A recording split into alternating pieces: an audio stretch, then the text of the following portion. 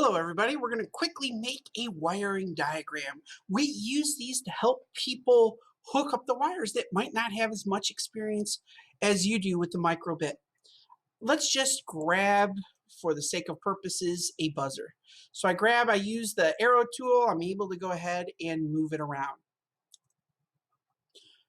We're going to use the select line tool.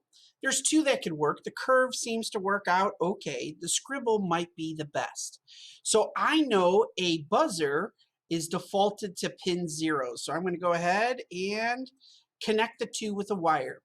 We can do quite a bit with that wire. I would like you to have it at least 4 pixels, so 4 px. You can also change the color. You don't want all of your wires the same color.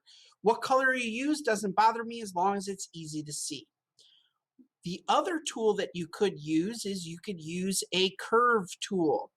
The curve tool works with clicks. So I click to start my line, I click again, I'm going to get it here, and to end my line, I double click. Notice my lines are exactly the same color. I just go to color. Again, I can change it to whatever color I would like. So here I have, for example, create a buzzer. Obviously, with this project that I'm using this video with, I've already done the buzzer for you. You got to recreate it, but then you have to bring in the photo cell. So have fun with it. Good luck. Be awesome.